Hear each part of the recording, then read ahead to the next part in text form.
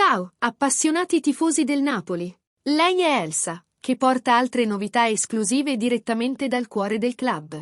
Prima di iniziare vi chiedo un like birichino e l'iscrizione al canale per rimanere sempre aggiornati su tutte le novità che riguardano il nostro amato Napoli. Una giornata segnata dalla vecchia rivalità tra Napoli e Juventus vissuta oggi. Dopo innumerevoli settimane di trattative per la ZES Samardzic, infatti, gli azzurri sarebbero stati completamente ridicolizzati dai bianconeri, entrati nella corsa per il giocatore, facendo fallire l'affare da parte dei partenopei. De Laurentiis, Meluso e Micheli sono quindi ricorsi a nuovi profili per compensare questa maleducazione, a partire da Barak per culminare in Him Traoré. A questi due però sarebbe stato abbinato un nuovo nome di Premier League, capace di nascondere l'ennesima sorpresa negativa per gli azzurri. Oltre al Napoli, infatti, anche la Juventus sarebbe interessata al centrocampista in questione. Non basta un trequartista per compensare la cessione di Elmas. Sul mercato, il Napoli sarà chiamato a lavorare anche per portare all'ombra di Vesuvio un nuovo centrocampista che possa far sentire meno l'assenza di Anguissa.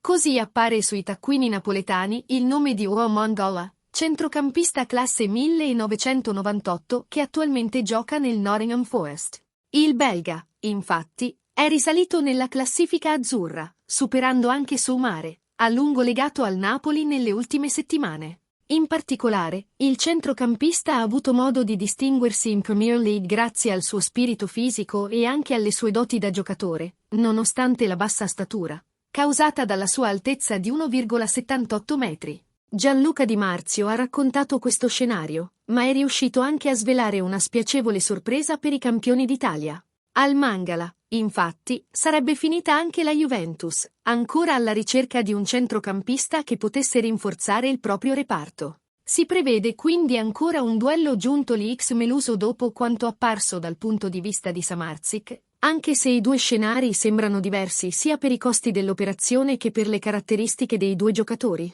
Come accennato in precedenza, Mangala ha avuto ampie opportunità di farsi vedere finora in Premier League. Infatti, nella sua seconda stagione al Nottingham Forest ha collezionato 18 presenze in campionato, culminate con un gol e tanti gol. Tutto ciò ha reso il giocatore una convocazione fissa della nazionale belga e anche un oggetto del desiderio sia del Napoli che della Juventus. Se però le due squadre vorranno portare con sé il giocatore, dovranno partire da una cifra iniziale di circa 20 milioni, che è l'attuale valore di mercato del Malanga. Secondo te, fan, Mangala è un bel nome per Napoli? Oppure no? Lascia il tuo commento al video e iscriviti al canale. Forza Napoli!